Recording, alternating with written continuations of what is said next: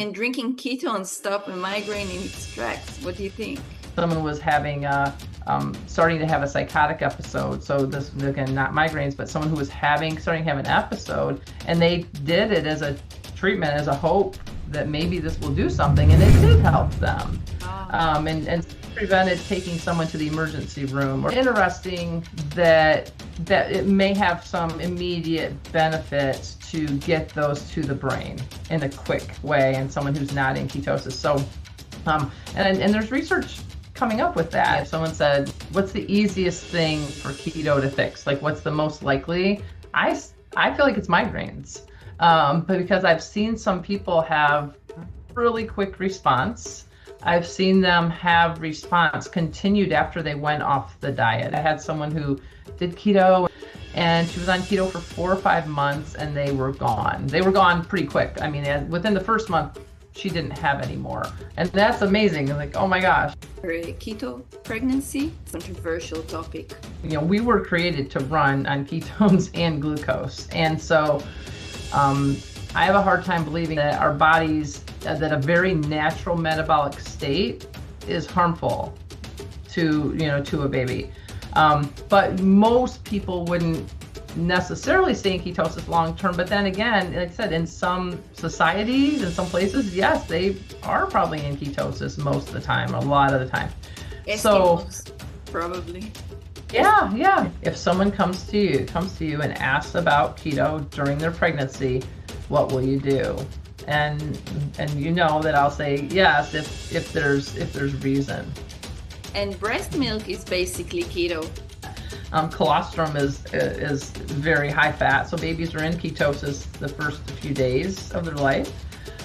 So apparently, how bad could it be, right? If God put them into ketosis in the first place. You inspire me to be the higher me. You're my inspiration to create. שלום לכולם וברוכים הבאים לפודקאסט השראה להבראה. Welcome to my podcast Inspire to be higher. Deep within, let your dreams begin. Hello everyone and welcome back to the podcast. Today I'm thrilled to introduce Denise Potter, a registered dietitian nutritionist with over 33 years of clinical experience, including the last 17 years dedicated to therapeutic ketogenic metabolic therapy. Denise is a leading international expert in the field and the author of The Migraine Diet, a ketogenic meal plan for headache relief, which translates keto science into a practical therapeutic approach for managing migraines, chronic headaches, and beyond. She has also authored additional works on the application of ketogenic diets for health and healing.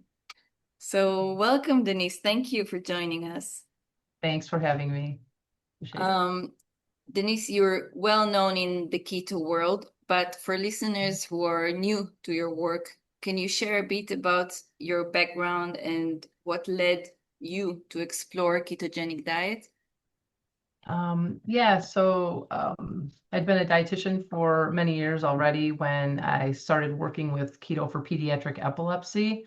That was at University of Michigan Hospital, and we developed a nice program there and love that very much, seeing children with epilepsy have such, seizure improvement and sometimes entirely cured of their seizures, of their epilepsy.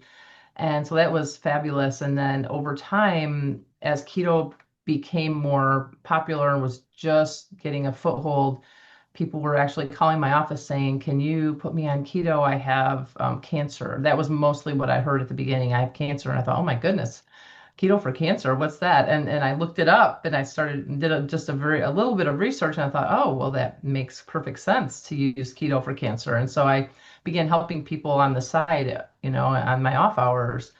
And over time, then they said, oh, well, I have epilepsy and I have no one can help me here, or I'm in another country and there's no treatment here. And so I started working with keto for different conditions in different places. And then mental health keto started becoming popular and taking a foothold. And so I started seeing patients with mental health conditions and bipolar and schizophrenia and depression. And so it's just grown and grown. And eventually, about 8 years ago, I left the hospital because there were too many there were too many people. And so I thought, wow, they'll find someone wonderful to replace me for epilepsy, but I'm going to go over here because this is really exciting and helping people that can't be helped otherwise. Now we're having more and more practitioners are coming because as the field's growing, and that's great. And a colleague, Beth Zup at Kenya, a colleague of mine, we do a training course and just trying to get more and more people prepared to teach ketogenic therapy because we're seeing so many conditions that it can help. So yeah, so it's been a really exciting, I'll say, ride, so to speak, with kind of just literally, I'll say, falling into keto just with that position I was in, and then I loved it because I was seeing people get better in a way that as a dietitian, I'd never, ever, ever, ever had that kind of impact on someone's life ever as a dietitian. And at that point in almost, 15 years of being a dietitian, I'd never cured anybody of anything really. You help people, you help people's blood sugar, you help something, but it was such a drastic change that it's very exciting. Yeah, it's Mhm. very interesting to hear your perspective because you have so many years experience with it. Uh, does it, I mean, people are afraid of the long-term effect. Yeah, so, and I think that, and that's a really great topic question because, first of all, going back to where keto's been used the longest, which would be epilepsy, adults and pediatrics. So sometimes we say, because I really, if there's one thing I want to always shout out about is that adults with epilepsy should be using this too if medications aren't helping them. Okay, or if they don't want to use medications or they want to reduce medications. Okay. And because the original studies 100 years ago included adults, it was not just pediatrics. So that's a kind of a misunderstanding. Anyway, so side effects, many people in epilepsy use the diet for 2, 3, 5 years, and then they go off the diet. So we don't have these long-term clinical results of people, on keto for 10 years and 20 years. What happens? I will say though, I don't know that we have any results. I've not looked, but I'm pretty sure we don't, of people who've been on Keppra for 20 years or on Lamictal for 10 years or, Depakote for 10 years. I don't know that we have those studies or not. I mean, I guess I should look. But a lot of times the drug studies do not extend that long either to tell us long-term side effects. But we're not finding so far long-term side effects. Most of the issues with keto are short-term and easily mitigated. So things like, I always tell people the biggest issue is constipation. We can deal with constipation. We work with fluids and different foods and Fiber. medications needed and fiber, of course. Yeah. So we work with that. We're working with gut health all the time. So okay, constipation, we can work with that. That's not long term. Many people come in, they're already constipated with neurological problems, and then we still fight constipation on keto, but they were fighting that before they came. So that's one. Kidney stones gets brought up a lot.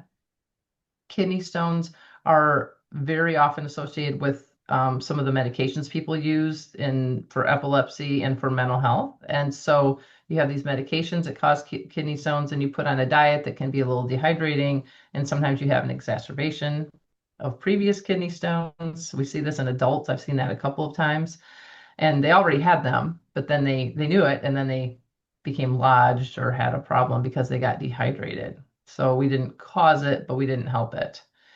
So hydration is huge for keto, regardless of that. But I feel like the risk of someone who goes on keto developing kidney stones is relatively small, is quite small. And then there are preventative things we can do. We can do citrates and things that would prevent as well. So there, we cross that off. Heart disease is probably the biggest question Here. concern because we say, oh my gosh, what about your cholesterol? What about eating all this fat's gonna, or eating all this fat's gonna make you fat? That's a huge concern. So in the studies we have so far, and many of them are in a group of people called lean mass hyperresponders, and maybe you're familiar with that. These studies are not showing any increase in heart disease for people on ketogenic therapies, and these are going out a year, and they're following people longer, and they're doing cardiac testing where they're looking to see, okay, your LDLs are extremely high, and yet you are developing either no plaque or the plaque at the same rate of someone who does not eat a ketogenic diet. Right. So, and that's a specific subset of people, within keto, but their numbers are incredibly high. And so if they're not developing plaque, then it would seem, I don't know if you can scientifically make that inference because I am not a scientist. So anyway, so it's always a concern. And I think we have to look at people individually, but I'll say I don't think I've ever taken anyone off keto for high cholesterol. Because usually what happens is you have in a situation such as, wow, maybe your migraines are better, you've lost 30 pounds, your glucose is better, you no longer have diabetes or pre-diabetes, all these things are better. And like, oh, but your LDL's 220, who cares? I mean, we would call that, we would say, don't throw the baby out with the bathwater. Yeah. Don't look at one thing and think, something's wrong. Let's just, sometimes we will let something go. There are many side effects to medications, and on occasions there might be side effects to keto that we, have to adjust or maybe allow over time. And a high number, an elevated number might be that. Trying to think about other long-term things. What am I missing? Oh, bone health is another one. We see sometimes osteopenia with the pediatric epilepsy population. And let's not miss that some of the medications people are on cause osteopenia, which means they're not developing bone at the proper rate. They're having, bone loss or not developing properly. So we should screen for that. We should screen. And after a couple of years on keto, you should do a DEXA scan. You should do those regularly. You should do an EKG just in case. You should check in certain situations.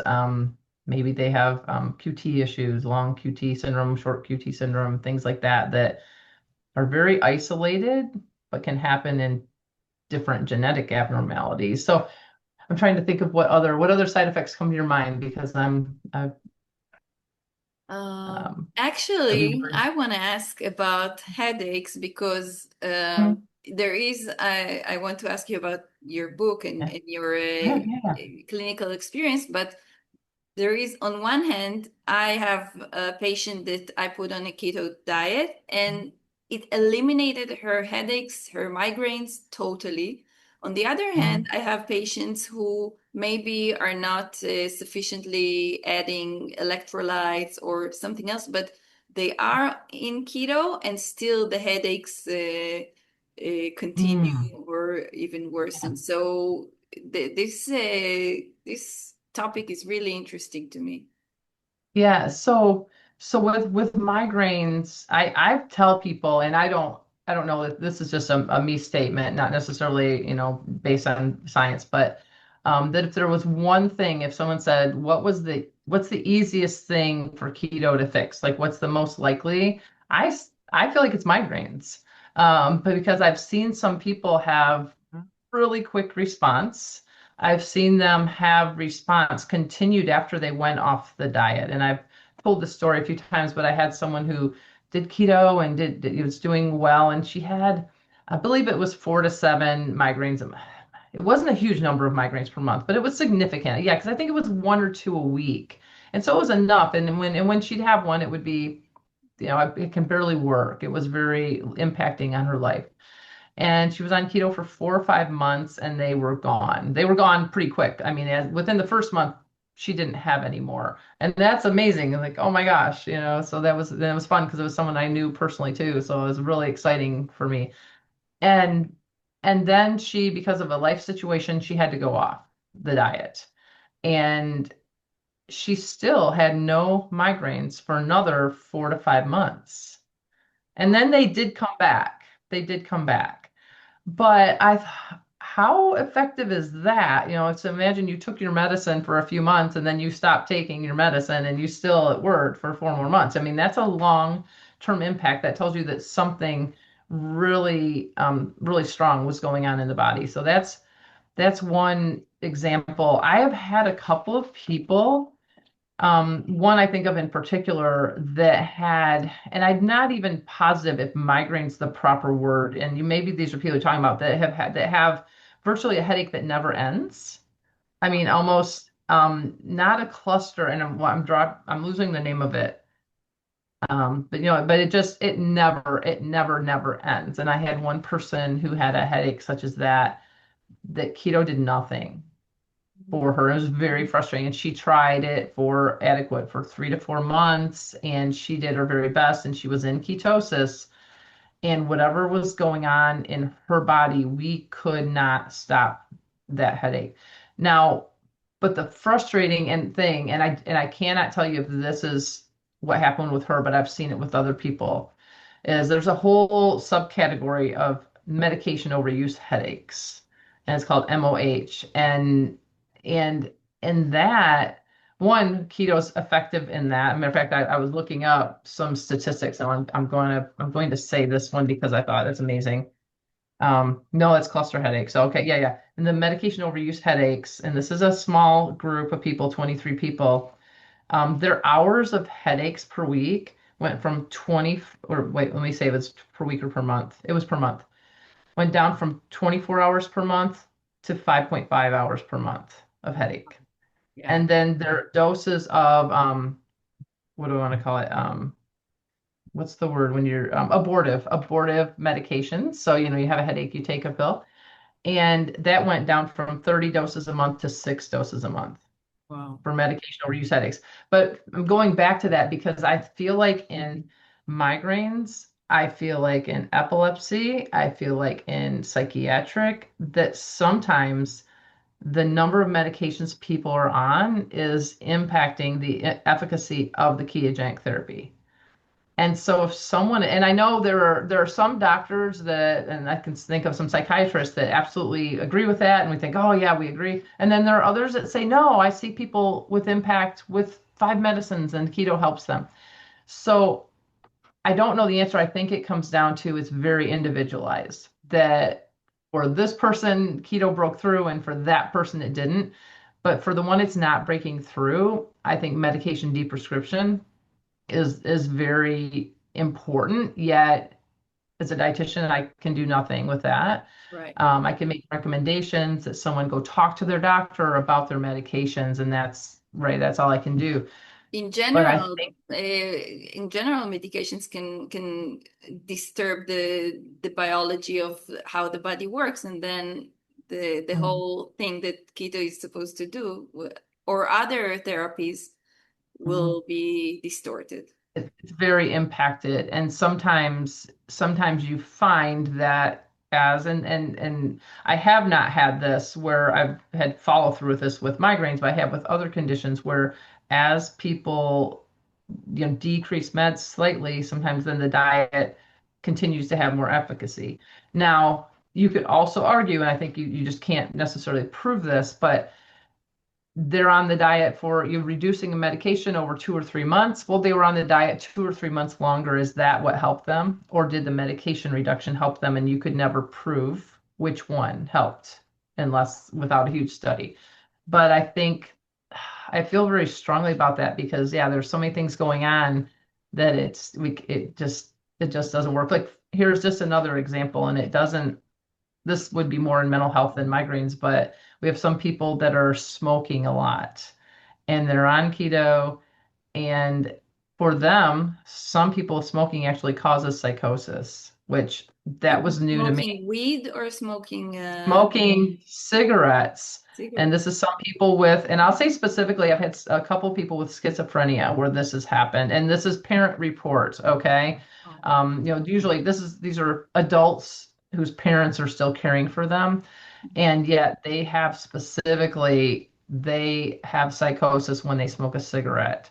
So if nicotine can cause, in this particular group of people, cause psychosis, and which is blocking our ability for keto to help because we're putting in something good, but we're pouring something stronger over it.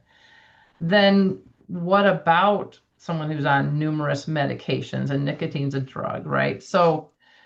There are so many things that we just don't know, and it's very, each person is an N of one, and an experiment in and of themselves to work with individually. And I know you do that where you say, okay, what's going on with you? And what are your medications, and what is your diet and your situation? And that's what we try to do, is just figure out one at a time, how do we help you within these parameters of being in ketosis and of eating healthy as we can, as many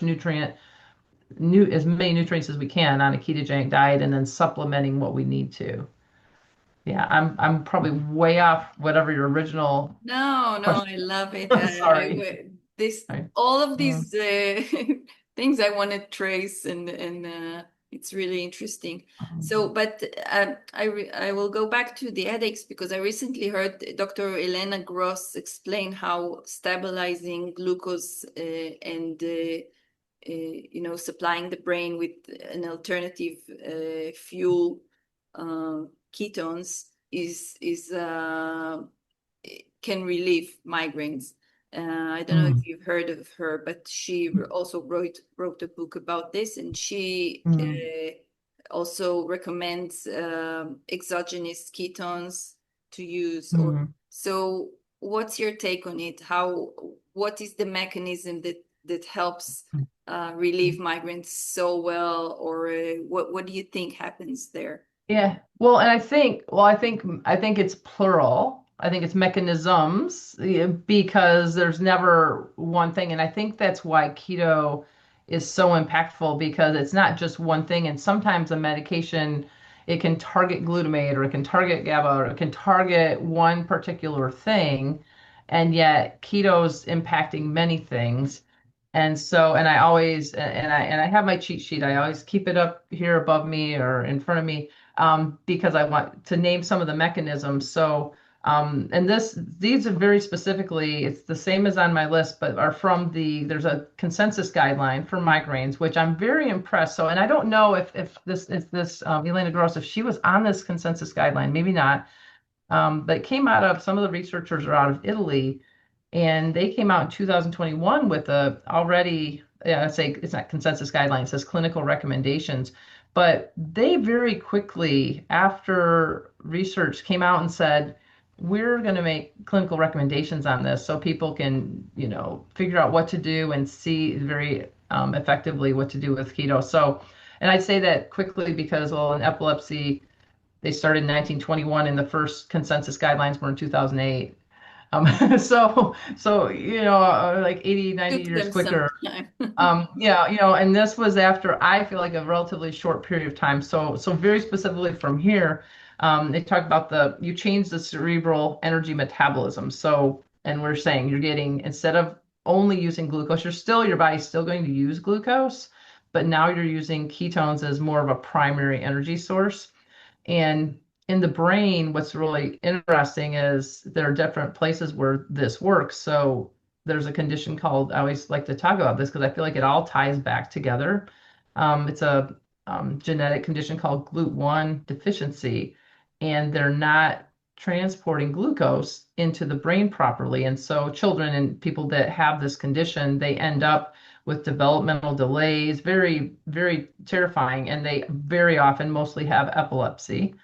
And they have ataxia, so they can't walk well, they don't speak well. So many things happen. And so we know that right now the only treatment for that is ketogenic diet, because we're giving them an alternative energy source. Otherwise, their brain starves their whole life. And so that's miraculous for them. And the seizures, in 90%, I believe it's 85, 90% of them, the seizures just stop. It's just, they just don't have seizures anymore because you corrected the energy metabolism issue. And then just to take that another step farther, just another conditions, well, Alzheimer's disease, they call it type 3 diabetes because people aren't getting glucose into their brain. And oh, what happens? They don't walk as well. They don't talk as well. They have developmental delays or delays. And well, we know that keto is helping people with Alzheimer's disease. So that's one thing, the energy metabolism. The mitochondria becomes more efficient and stronger with keto. So, and that's our energy source in the cell. So we're improving the mitochondrial function. So there's likely, and they've shown there's mitochondrial dysfunction with keto. So we're improving that. And it takes time too. It's not often, and I know I said migraines, that often it's helped very quickly, but not everybody. Just like any condition, I would still tell people you should try this for 4 months. And we kind of say 3 to 4 months often, but I'm to the point because I feel like some people get just a little bit better. And if they just hang in a little bit longer, maybe they'd have that breakthrough of benefit. And then even at the point, and this is off our topic, but I'm going to keep going, even at 4 months, if they're having some benefit, and this is any condition, they may continue to get better. They may get better in the 5th month, in the 6th month, in the 7th month by small amounts. And because the brain is continuing to heal, and these processes that were disrupted in the brain are healing. Oxidative stress, so reduced oxidative stress in the brain. And these things accumulate over time in the body. They're not a one-time thing, so they don't just go away. It's those anti-inflammatory mechanisms. Gene expression is another topic thing that the authors mentioned, that say, if you're expressing a gene, if you have a propensity to migraines, and then we can change the gene expression, then that may be yet another reason. I'm not, can't speak much to this, but they say cortical spreading depression. So it says keto has a positive protective effect on that. And that's kind of, what I understand is just as a migraine is progressing and it's going through the brain, and it's just, they've done some very good measurements in their studies on that. So I won't speak to that because it's not my area. Glutamate and GABA balance. So we increase GABA, we decrease glutamate. And so glutamate is an excitatory neurotransmitter. And what's really cool, and this is over in mental health, but what's great is we have people doing this research and it shows us information. And since this paper came out, Dr. Ian Campbell showed a decrease. Have you seen it? And I forget the percent. I want to say 13% decrease in glutamate. Do you know? Have you seen this? No, but I know. Okay, you're not. I didn't know. It's in the teens of the percent decrease in glutamate, and this is one of the things that psychiatric meds target is the glutamate.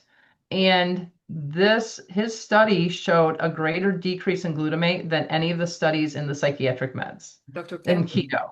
Okay, so also within migraine saying, hey, this is the same issue, because within all of these neurological issues, you can't, we can try to separate them out, but they're, to me, I feel like, and I don't know if this is the wrong way to say it, but a migraine to me is, it's like a little seizure. It's not a seizure, it's not epilepsy, but yet a similar thing, something's happening in the brain that's causing this disturbance that's incredibly disruptive to the body and the brain and the person, and it stops them in their tracks, just like a seizure does. And it has auras, just like usually has auras, or often does, just like a seizure can. The digestion and everything. Yeah. Nausea and. Oh, yeah. Yes, the nausea. Yes. So all that. They talk about modulation of ion channels, which again, that's above my pay grade. The gut-brain axis, which I'm sure you're very, very in tune with, is saying this: as we improve our gut health, we improve the neurotransmitters. Most of them are made in the gut.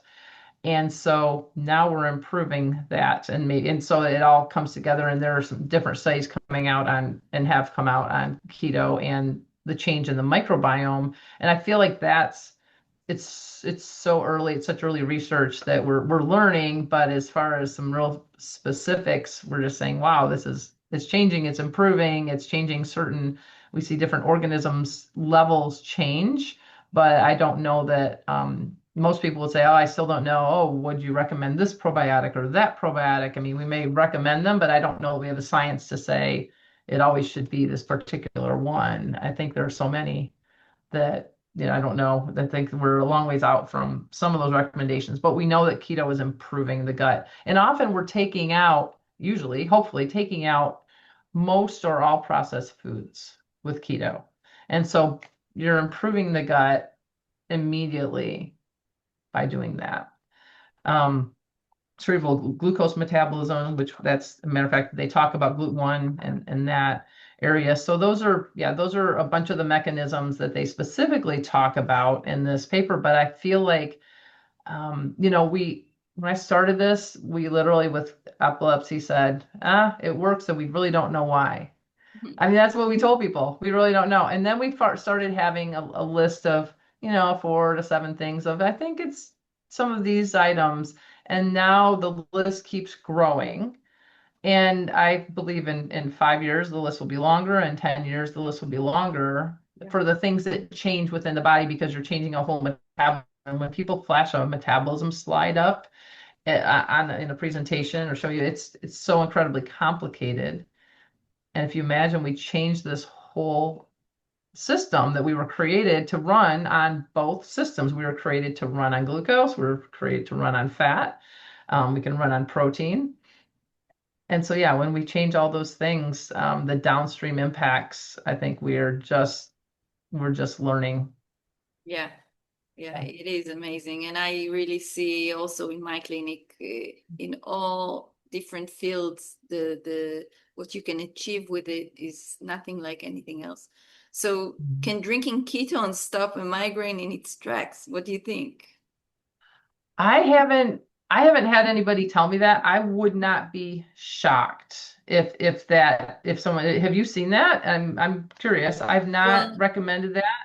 I do it in as prevention for people who have a difficult time getting into ketosis. I sometimes recommend BHB products or exogenous ketones, and in general, I see it helping people like the patient I was mentioning that she got into ketosis and the migraines stopped altogether. But then again, I see others who have difficult time. I have many cancer patients, and they all need to be in ketosis, and some of them don't take enough electrolytes or salt or something, and then they always mention these, not always, but many of them mention that the neck is starting to stiffen, and then the headache comes. I see it as muscles cramping, and I say you need to take your electrolytes and magnesium. But so there's these different things. On one hand, it prevents; on the other hand, it can make you have a headache.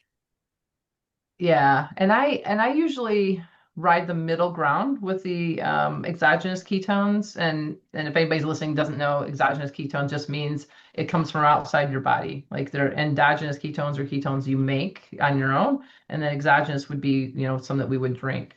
And I'm not against them in any way. I just look at them as far as the expense, as far as if you need to maintain your ketogenic diet only because you're doing exogenous ketones, are very expensive. And it's a lot of something that doesn't necessarily taste that great to drink. And if it does taste great, it has a lot of sweeteners in it, which isn't good for your gut.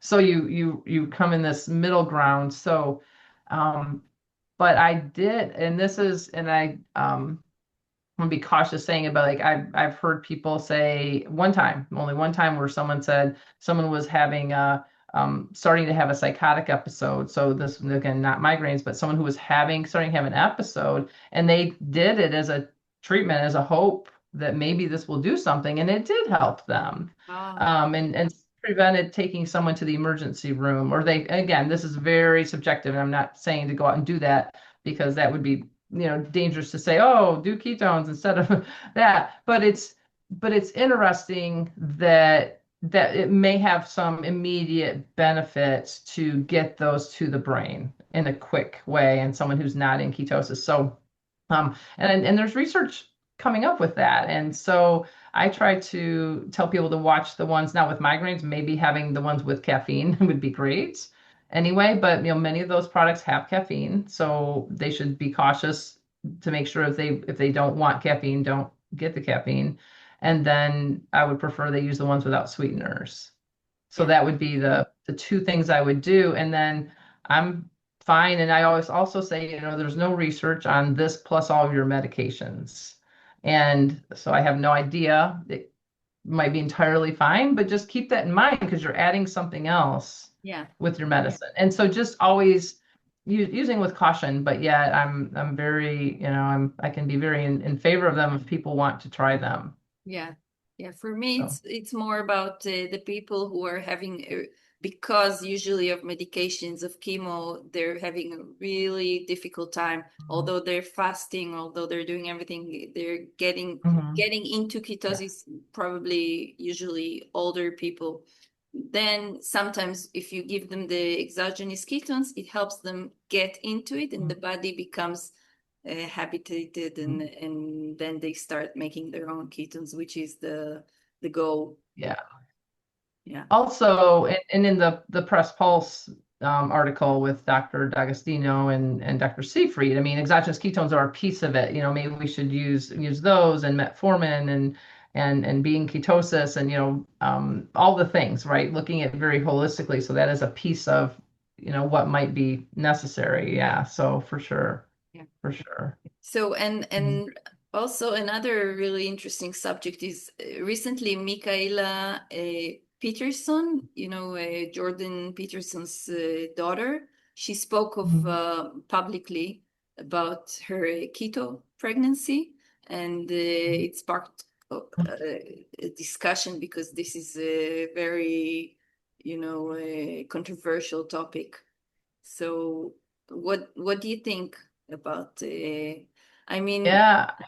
in Paleolithic times, people were in ketosis, and babies probably were also. But today, it sounds like such Mm.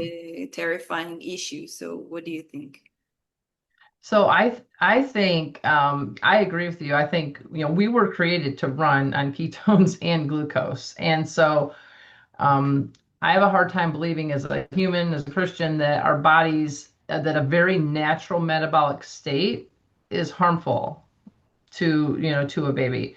But most people wouldn't necessarily stay in ketosis long term. But then again, like I said, in some societies, in some places, yes, they are probably in ketosis most of the time, a lot of the time.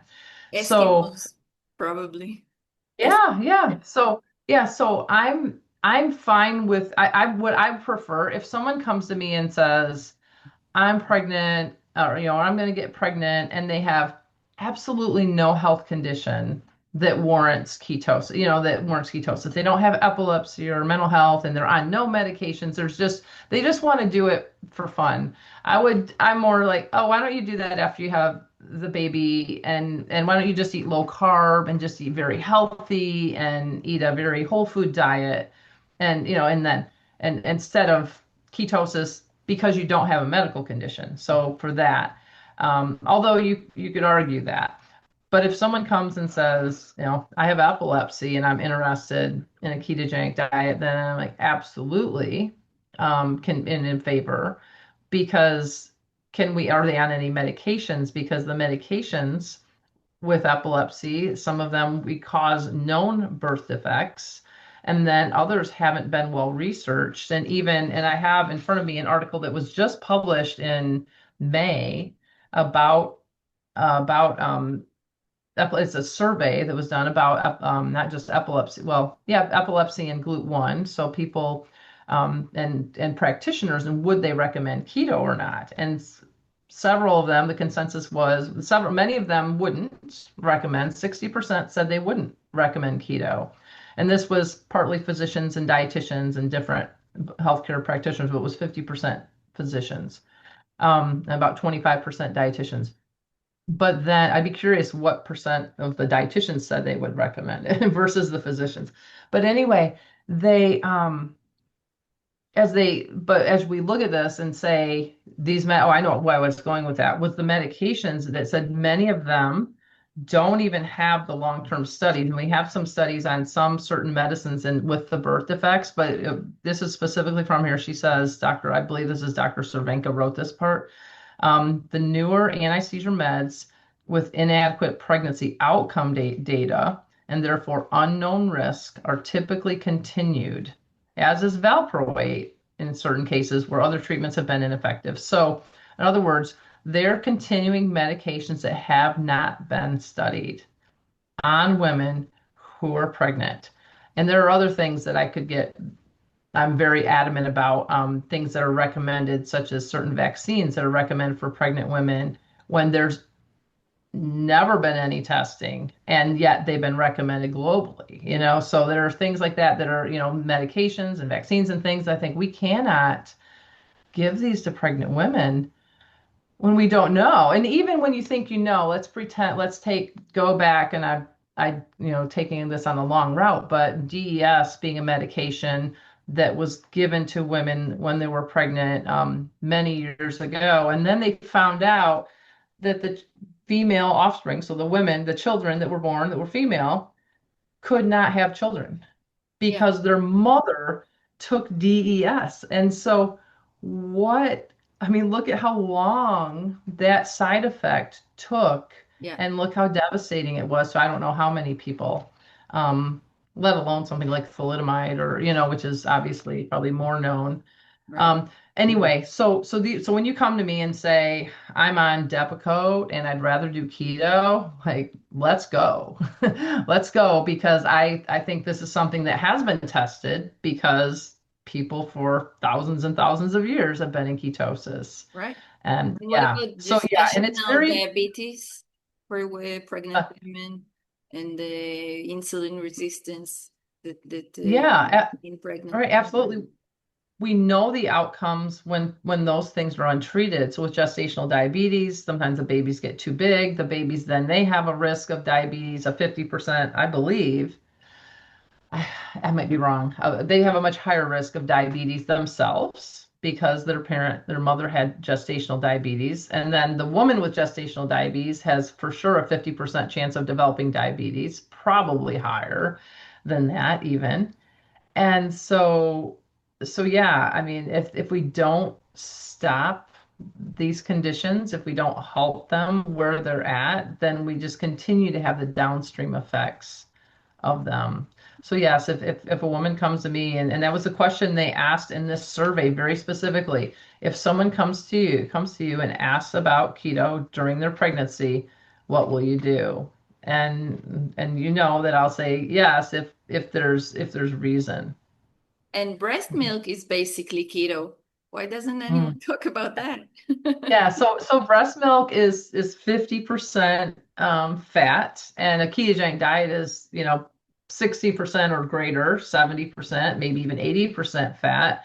Colostrum is very high fat, so babies are in ketosis the first few days of their life. So apparently, how bad could it be, right? If God put them into ketosis in the first place. Um, so yeah, and we put infants on keto for epilepsy, for GLUT1 already. And we do, and I'd have to look. I don't know how much research the GLUT1 Foundation. The GLUT1 Foundation is a very strong, good foundation, and they are doing research, and they're going to have the long-term outcomes data better than anybody as the years go on, because they have the group of people that will have been doing keto for their whole lives. Yeah. And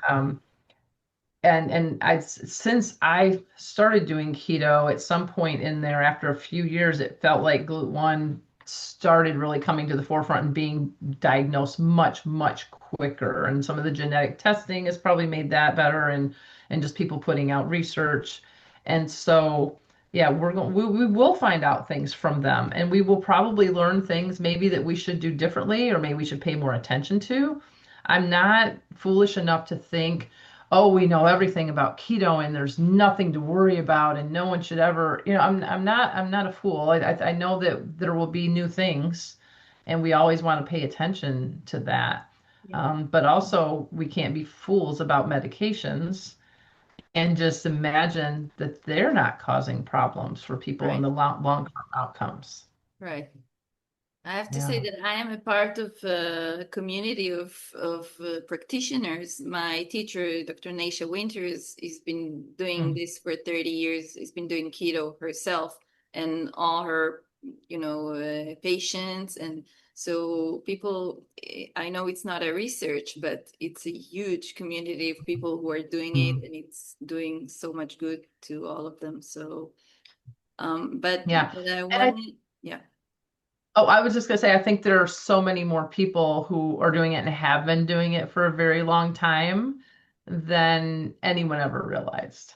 Yeah, yes, and so within the cancer community, it's been, she was at the forefront and at the very probably the spearheading some of this, and so yes, I think that some of that data also maybe will be collected over the years where we say, wow, we want to do a retrospective analysis of all these people who have been on it for a long time. Because so far, I haven't had unfavorable outcomes from people and or reports and in meetings and communities and listservs and all these things. We're not getting that. And usually, if one thing goes wrong, people are very quick to report because in lactation, so in breastfeeding, there is at least one report of someone who went into ketoacidosis when they were breastfeeding and they were on a ketogenic diet. And I believe the reason they were on keto, it said to lose weight. And so someone who's calorie restricting and not monitoring ketones and not being monitored by a professional, yes, she Not put eating herself enough in. fats. Yeah, and not eating enough. Yes, so she put herself into this state, which is very unfortunate, but that receives a lot of press, a lot of airtime because one person did this. It's like the one person, a rare person that goes to the ER because of keto flu, which is usually someone who is, I won't even say mismanaged, someone who is not managed. Because if a halfway qualified practitioner is monitoring someone, they are going to tell them to get fluids and electrolytes and a little bit of carb, and we won't need to be in the ER. They'll resolve their symptoms. Yeah. So, yeah, again, I keep going around on tangents on you. Sorry. No, no, no, you're absolutely right. I love it. I just wanted to share that I got to meet you through a mutual patient. I had the first time a family came to me with a baby with seizures. I said I'm treating patients, but I've never treated a baby with the keto. And then I said, let's go to the expert, and I came to you for a consult, and it was eye-opening. And you introduced me to the Charlie Foundation, which is really remarkable what they're doing. And also, we had a mutual patient that was pregnant, and Mhm. you really helped with her. So this is really what it's all about. I mean, your work is helping so many people. Where can listeners find your book and your work, and how can they reach you? Oh, thank you. So, our website is advancedketogenictherapies.com is our website, and on there we tell of all our packages and programs. So I have a team of dietitians and one physician. We work with people one-on-one to implement ketogenic therapy around the world. So we see people in any location, and everything's via Zoom. And then we also recently started, I don't even know if you know this, AKT Keto Community. It's aimed at people with mental health conditions, although some people sneak in there and with other conditions as well, because it's supporting keto. And you know that keto for mental health and cancer and epilepsy and migraines it's all very similar. I mean, we're doing mostly the same things with some nuances. So anyway, so we have that community that we recently started, and that's very exciting, and that is also on the website. And so and so on there anybody could get information, sign up, or contact us if they had questions. Wonderful. We're on social media too. Oh my gosh, yeah.